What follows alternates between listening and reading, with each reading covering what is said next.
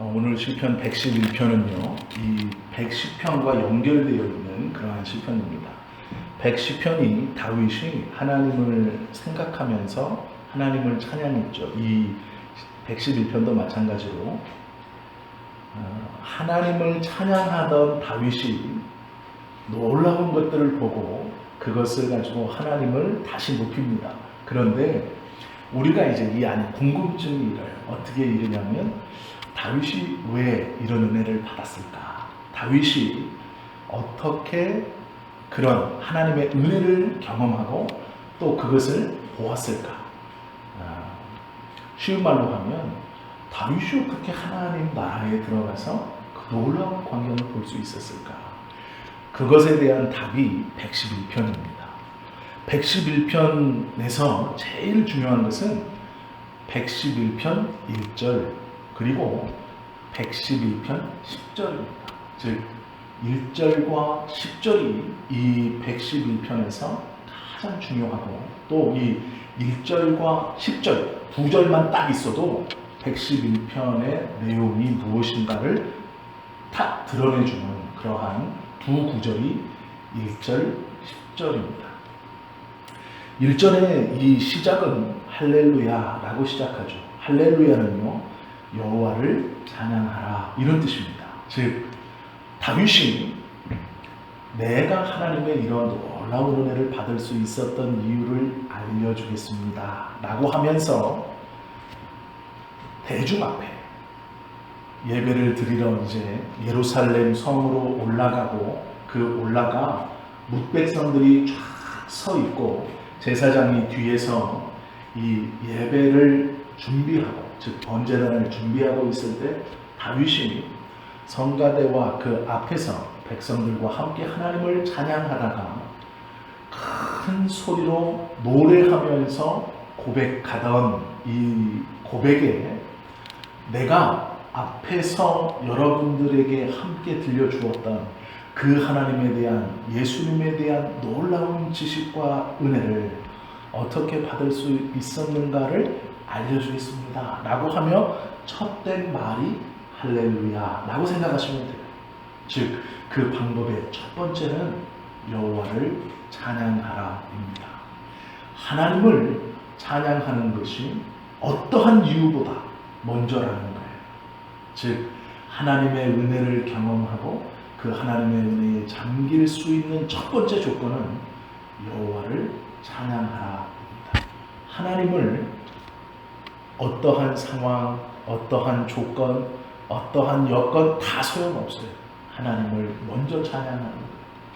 그런데 이 할렐루야라는 말, 여호와를 찬양하라는 이 말이요, 동일하게 해석될 때가 한 번 더 있어요. 그게 무엇이냐면 여호와께 감사하라. 이것도 할렐루야입니다. 즉 성경에서 할렐루야라고 말하는 것은 여호와를 찬양하라. 그래서 다윗은 1절 마지막에 여호와께 감사하리로다 이렇게 말하는 거예요. 이 할렐루야라는 뜻은 두 가지입니다. 여호와를 찬송하라, 여호와께 감사하라. 그런데 문제는 할렐루야는요 앞과 뒤에 붙지 않아요. 독립되어서 쓰입니다. 성경에서는 항상 이 할렐루야를 독립해서 딱 떨어뜨려 놔요. 왜 그러냐면 앞서 말씀드렸다시피 내 어떤 조건, 내 어떤 상황, 내가 무엇 이것 아니라는 거예요. 내가 지금 나의 모습이나 내 어떤 상황을 판단하고 하나님을 찬양하고 하나님께 감사하는 것이 아니고 무조건입니다. 하나님을 찬양하고 주께 감사하는 것이 먼저이다. 이렇게 말해요. 그리고 나서 1절을 보시면 이렇게 돼 있죠. 내가 정직한 자들의 모임과, 여기서 이제 예수 믿는 자들의 모임이죠. 그걸 정직한 자들의 모임이라고 표현해요. 회중 가운데에서 이제 지금 너희들이에요. 즉 우리가 성전에서 지금 예배드리러 올라간 요 사람들을 다윗이 정직한 자들의 모임과 이 회중 이렇게 말하고 있는 거예요. 즉 예수 믿는 자들은 정직해야 된다. 이 지금 뭐 그 말이고요. 그 뒤가 중요해요. 전심으로 여호와께 감사하리로다. 이 말을 원어로 보면 전심으로 여호와를 연구한다 이런 뜻이에요. 연구라는 뜻입니다. 연구.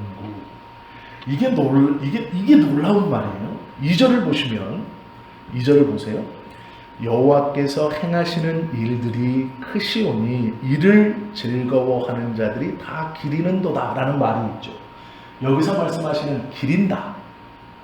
이 기린다는 말이 연구라는 뜻인데요. 이렇게 말하는 거예요. 하나님께서 행하시는 일들을 기뻐하는 사람. 즉 다윗이 받은 하나님의 은혜, 다윗의 삶에서 하나님이 일으켜주시는 그 놀라운 고백들, 우리의 삶에서 일어나는 하나님의 그 놀라운 은혜들을 기뻐하는 사람. 즉 하나님이 우리의 삶에 개입하셔서 베풀어 주시는 그 은혜를 기뻐하는 사람은 여호와를 전심으로 연구한다 이런 뜻이에요. 기린다라는 말이 연구한다는 말인데 여호와를 전심으로 연구한다 이런 뜻이에요. 그러면 우리가 하나님을 연구할 수 있는 방법이 여러 가지가 있죠. 하나님을 연구라는 것은 깊게 캐어내어서 그 근본, 아주 밑바닥을 아는 것을 연구라 그래요. 연구. 이런 것이죠. 저에게 지금 숙제가 여러 가지가 있습니다. 저도 이제 학교를 다니고 기말이기 때문에 한 과목당 숙제가 한 3개 정도씩 돼요. 그런데 이제 다른 것은 뭐 설교를 뭐 어디서 써오세요. 그 다음에 무슨 책을 읽고 요약하세요. 이런 건데 이제 한 숙제가 이겁니다. 과학적으로 성경 공부를 가르칠 수 있는 방법을 연구해 오세요. 이게 숙제 중에 하나예요. 성경 공부를 과학적으로 잘 가르칠 수 있는 것을 연구해 와라. 이게 저에게 이 파트로 떨어진 리포트 중 하나입니다. 성경을 과학적으로 잘 가르칠 수 있는 방법. 과학하고 성경은 안 맞는 것 같아요. 그런데 그렇게 연구가 왔어요. 이게 왔어요. 그러면 무슨 말이냐면 이런 거예요. 예를 들어 성경에 겨자씨라는 단어가 나오면 이 겨자씨가 무엇인가를 식물사전을 놓고 깊게 연구하는 거예요. 언제 지구상에 이게 나왔을까? 과학적으로. 씨는 얼마 만에 부화가 되는가? 이게 나무로 자랄 때까지 시간은 얼마나 걸리나? 물은 얼마나 먹나? 예를 들어서 어떤 열매를 맺나? 수확은 얼마만큼 할 수 있는가? 이런 자세히 조사하는 거예요. 이 겨자씨라는 것을 계속 파고 들어가는 거예요. 속까지. 그래서 겨자씨라는 말이 성경에 있을 때 이 겨자씨에 대해서 거의 완벽하게 겨자씨는 언제 처음 사람들에게 발견되었고 이스라엘 지방에서는 어떤 의미로 사용되어지는 것뿐 아니라 그 씨앗의 크기와 무게와 발화하는 데 걸리는 시간과 성인 나무로 자라는 데까지의 시간과 대략 필요한 물의 양, 햇빛의 양, 뭐 이런 걸 다 얘기할 수 있어요. 이게 과학적이라는 거예요. 연구한다는 얘기는 똑같은 얘기입니다.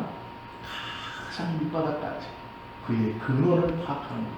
그러면 잘 보세요. 2절의 말씀을 잘 보세요. 여호와께서 행하시는 일들이 크시오니 하나님의 은혜가 커요.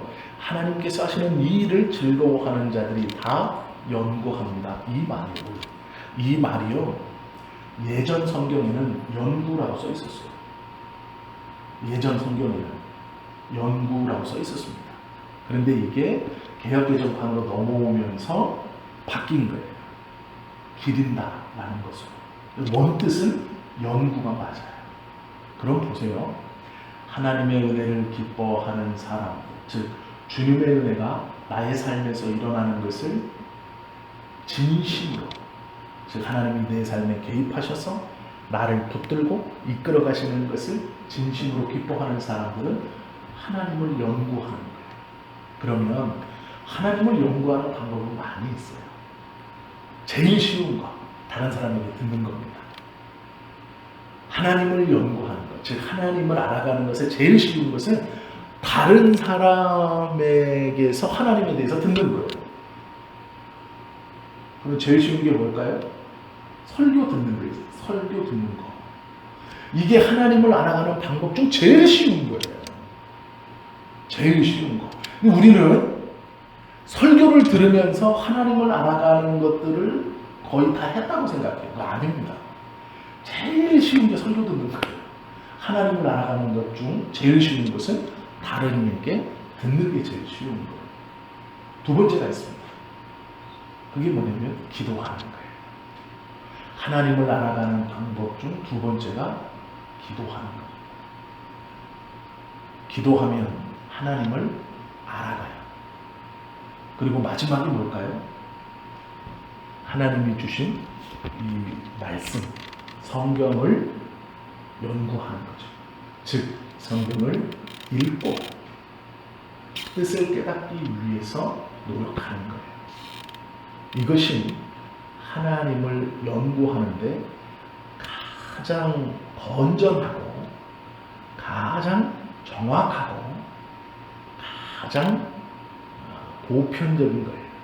이 성경을 읽고 연구하는 것. 그것이 하나님을 알아가는 것에 가장 중요한 거예요. 세 가지 중에 이 세 가지를 다 잘해야 되겠지만 이 세 가지를 다 잘하셔야 돼요. 말씀을 제대로 배운 사람에게 이 강론을 듣는 것 굉장히 중요합니다.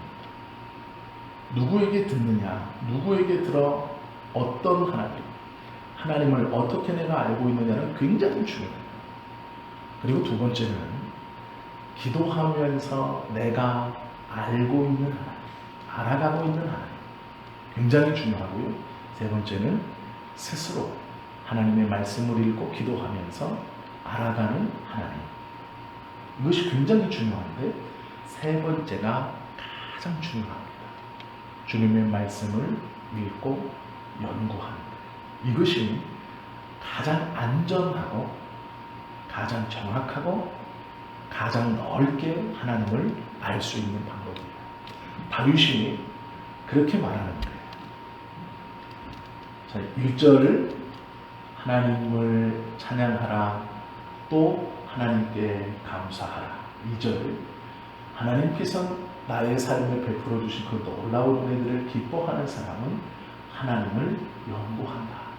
그런데 그 연구는 다른 이에게 듣는 것, 기도하는 것, 말씀을 직접 읽고 묵상하고 직접 성경을 여러 번 되새겨 읽으며 그 뜻을 깨닫는 것이 가장 중요한 거예요. 왜 이렇게 말하느냐? 다 넘어가서 10절에 보세요.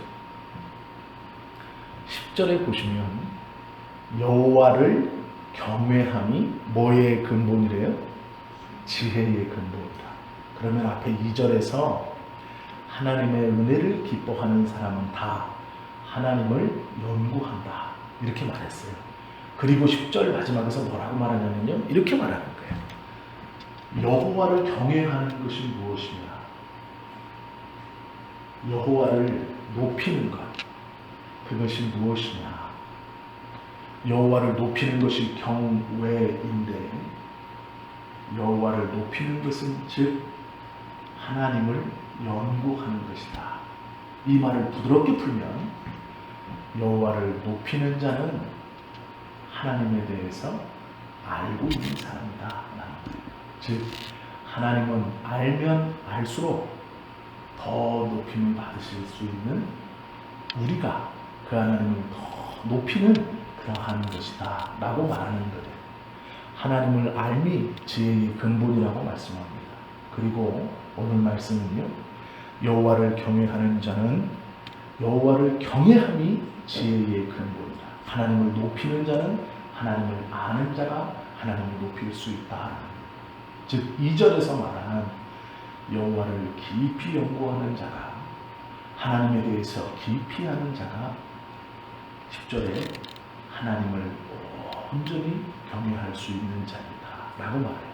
그리고 세상적으로 우리가 내세울 수 있는 것이 없는 경우가 대부분이죠. 성경은 그렇게 말해요. 예수 믿는 자들이 누구냐? 몇 가지로 정의하는데요. 하나님이 불러 세운 자가 누구냐라고 몇 가지로 정의하는데 그 중에 하나가 가난한 자를 불러 부요한 자를 부끄럽게 하신다라고 말하고 있어요. 가난한 자, 내세울 것이 없는 사람들을 불러 세상에 많은 것들을 내세우는 사람들을 부끄럽게 하시고, 미련한 자를 불러 지혜 있는 척하는 자들을 부끄럽게 하신다.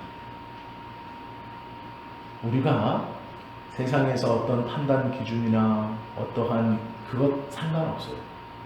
하나님이 지혜 있다 여기시는 사람은 누구냐? 하나님을 온전히 경외하는 사람. 그럼 그 하나님을 온전히 경외하는 사람이 되려면 어떻게 하느냐? 하나님을 연구해야 되죠. 그 연구는 다른 얘기 듣는 것, 기도하는 것, 성경을 보는 것이에요. 그것 하는 자가 지혜로운 자이며 그 지혜가 넘치는 자일수록 온전히 하나님을 경외할 수 있다라고 말하고 있는 것이죠.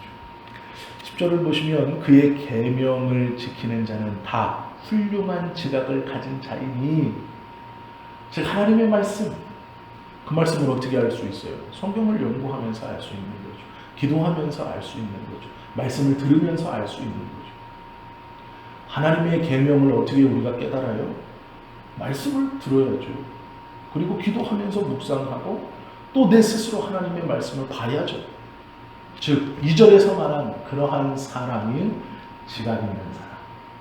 이 지각은 총명함이라고 말해도 어려움이 없는 번역입니다. 즉 하나님께서 인정하시는 지혜롭고 총명한 사람은 누구냐? 하나님을 경외하는 사람인데 그 하나님을 경외할 수 있는 사람은 누구냐? 하나님을 연구하는 사람. 말씀을 듣고 기도하고 스스로 말씀을 읽고 깨닫기 위해 노력하는 사람. 그 사람을 하나님이 지혜롭고 총명하다 이렇게 말해요. 그런데 그런 사람이 될 수 있는 이유는 하나님이 베풀어 주신 은혜를 진심으로 기뻐해야 됩니다.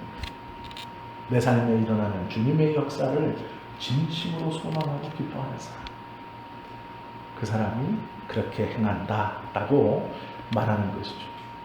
여호와를 찬양함이 영원히 계속되리로다. 자, 이 시편 111편을 연결시키면 이런 뜻입니다. 하나님을 찬송하세요. 그러면 큰 은혜를 받습니다. 하나님이 우리 삶에 베풀어 주신 그 큰 은혜를 정말로 기뻐하면 하나님을 연구하게 됩니다. 그리고 그 하나님을 연구함이 다시 하나님을 찬양하고 하나님께 감사하는 행동입니다. 라는 거예요. 이해가 되셨죠? 시편 111편은 은혜를 경험한 다윗이요, 지금 백성들한테 가르쳐 주는 거예요. 뭘 가르쳐 주냐면 하나님 앞에 온전히 나아가는 놀라운 방법을 지금 가르쳐 주는 거예요. 하나님의 은혜를 받고 싶습니까? 경험하시고 살아갑니까? 그리고 그 은혜를 계속 경험하고 하나님과 동행하고 싶으십니까? 그러면 끊임없이 하나님을 연구하십시오. 그 하나님을 연구함이 주님을 찬양하는 것이고 주님을 경외하는 것이고 주님을 높이는 것입니다. 왜요? 하나님의 말씀을 알고 있는 자는 하나님을 높이지 않을 수 없어요. 하나님을 경외하지 않을 수 없어요. 하나님을 많이 알고 있는 사람 어떻게 하나님의 은혜를 받지 못하겠습니까? 그렇기 때문에 다윗이 1절하고 10절에서 이 말을 하고 2절에서 그것이 무엇인가에 대해 설명하고 있다라는 거예요. 자, 우리가 이제 들었습니다. 오늘 들은 것을 가지고 제가 한번 읽어드릴게요. 111편을 한번 보세요. 다윗이 지금 어떤 의미로 이 말을 하고 있는가를 그 중간에 3절부터 9절까지 쭉 한번 보실 거예요. 1절부터 제가 읽을게요. 할렐루야. 내가 정직한 자들의 모임과 회중 가운데서 전심으로 여호와께 감사하리로다. 여호와께서 행하시는 일들이 크시오니 이를 즐거워하는 자들이 다 기리는도다. 그의 행하시는 일이 존귀하고 어미하며 그의 의가 영원히 서있도다. 그의 기적을 사람이 기억하게 하셨으니 여호와는 은혜로우시고 자비로우시다. 여호와께서 자기를 경외하는 자들에게 양식을 주시며 그의 언약을 영원히 기억하시리로다. 그가 그들에게 문나라의 기업을 주사 그가 행하시는 일의 능력을 그들에게 알리셨도다. 그의 손이 하는 일은 진실과 정의이며 그의 법도는 다 확실하니 영원 무궁토록 정하신 바요 진실과 정의로 행하신 바로다. 여호와께서 그의 백성을 속량하시며 그의 언약을 영원히 세우셨으니 그의 이름이 거룩하고 지존하시도다. 여호와를 경외함이 지혜의 근본이라. 그의 계명을 지키는 자는 다 훌륭한 지각을 가진 자이니 여호와를 찬양함이 영원히 계속되리로다. 라고 끝맺어요. 1절과 2절을 이해하면 3절부터 9절까지 하나님이 어떠한 일을 행하시고 어떤 은혜를 주시는가에 대한 설명입니다. 이것을 이해하기 위해 그리고 10절에서 앞에서 말한 것들을 가지고 하나님을 경외함이 무엇이냐, 하나님을 찬송함이 무엇이냐, 그분을 영원히 감사하며 살아가는 것이 무엇이냐, 답은 하나님을 연구하는 것이다 라고 말하는 거예요. 3절과 9절에서 일어나는 그 하나님과의 그 놀라운 은혜를 너희의 삶에서 받고 싶으냐? 하나님을 연구하라. 그것이 지혜요 총명이며 그것이 하나님을 경외하는 것이고 하나님께서 기뻐하는 것이다. 이렇게 말하고 있는 거예요. 시편 111편은 시편 110편과 함께 보아야 하는 것이 맞습니다. 그런데 우리가 지난주에 110편에서 다윗이 하나님께 받은 그 놀라운 보좌 우편에 앉아 계시는 그 예수님에 대해서 우리가 함께 나누었어요. 구약의 인물인 다윗이 어떻게 그 은혜를 받을 수 있었는가? 다윗이 왜 하나님의 마음에 합한 자라는 말씀을 들을 수 있었는가? 그는 신앙의 본질, 그것이 무엇인지를 알고 있는 사람. 성경을 읽기 전 성령님께 이 성경의 말씀이 깨닫게 해주십시오라고 기도하고 성경을 읽으신다면 깨달을 수 있어요. 그리고 지금은 당장 이해가 안 되지만 내가 하나님의 말씀을 간절히 깨닫기를 원하고 그 성경을 읽으면 놀랍게도요, 주의 종들을 통해 그 성경에 읽었던 구절들의 강론을 듣게 됩니다. 이것이 하나님께서 우리에게 말씀을 깨닫게 해주시는 흔한 일이에요.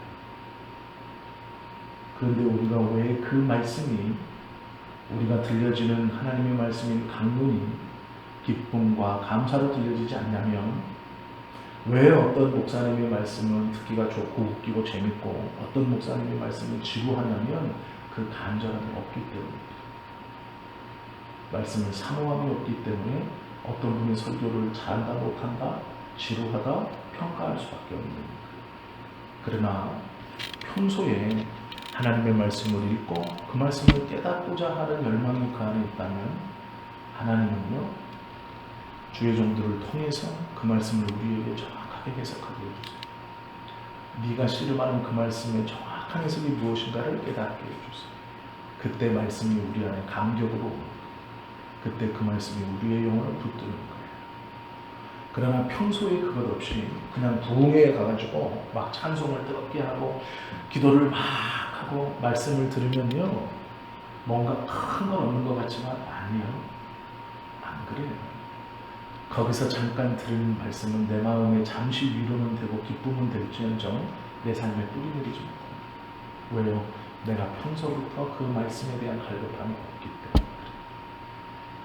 그건 재미있는 시간을 보내는 것과 똑같습니다.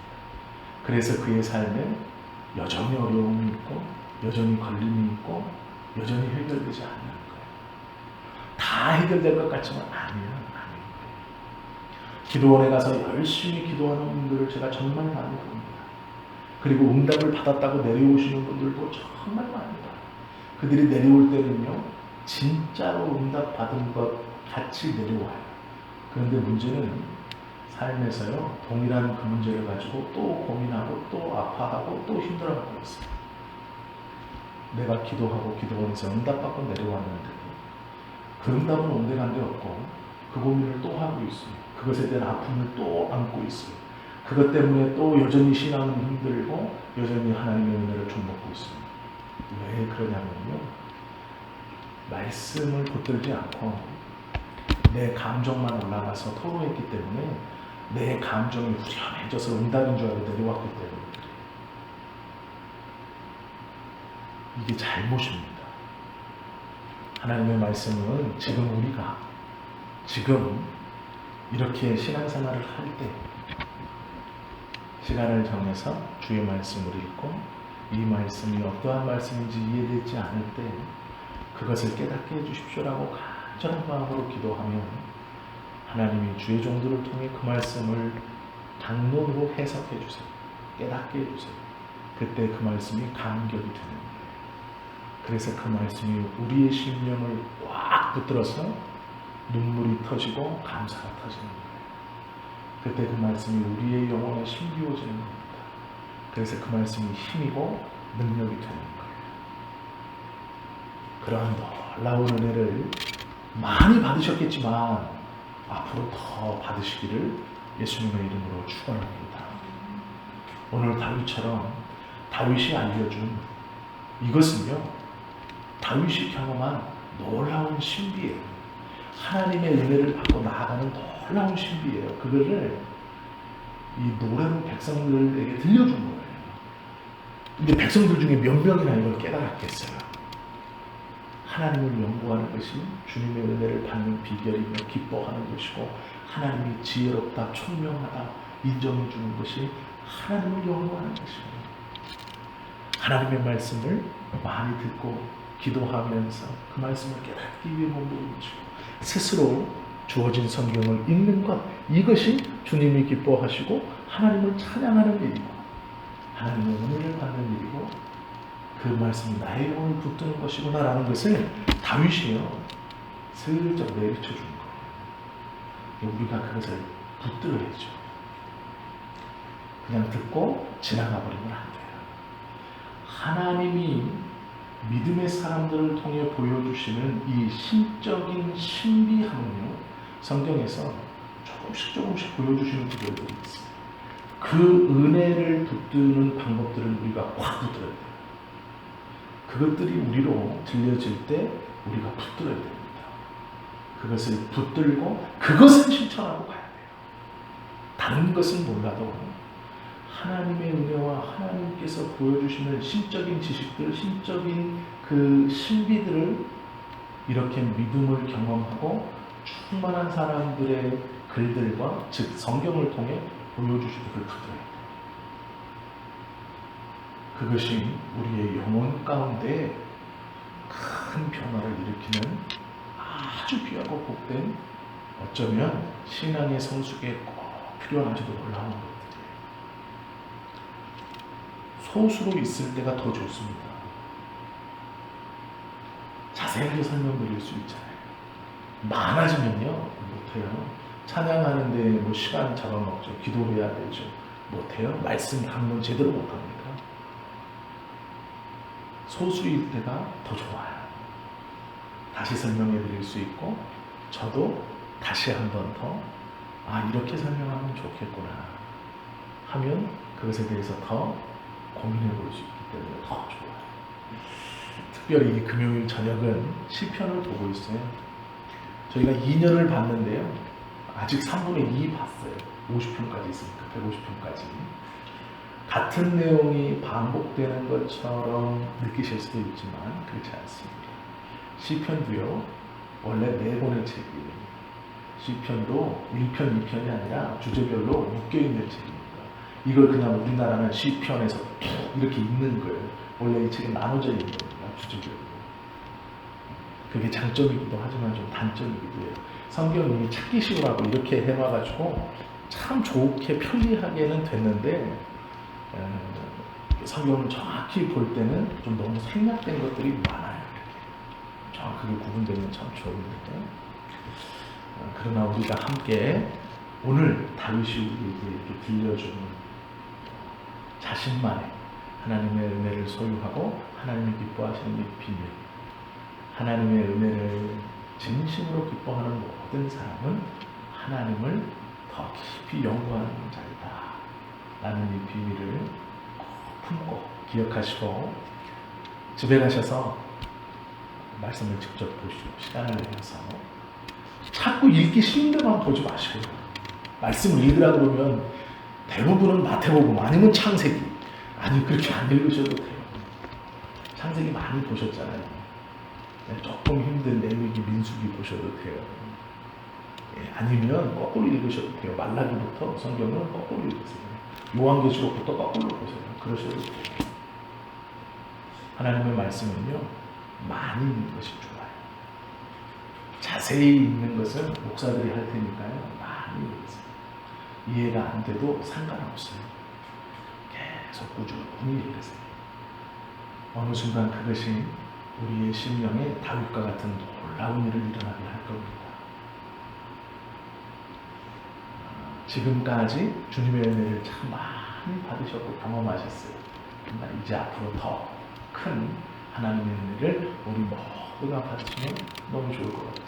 그리고 다른 사람에게도 잘 설명해 주면 좋잖아요. 하나님의 말씀을 잘 연구해서 은혜 받고 그것을 다른 사람에게 잘 설명해 주면 얼마나 좋겠어요. 그렇게까지 저도 그리고 우리 장로님, 권사님들도 성숙해 가셔서 또 그런 하나님이 기뻐하시는 그러한 삶, 은혜를 풍성히 누린 그러한 삶을 살아가시기를 예수님의 이름으로 축원합니다. 기도하시겠습니다.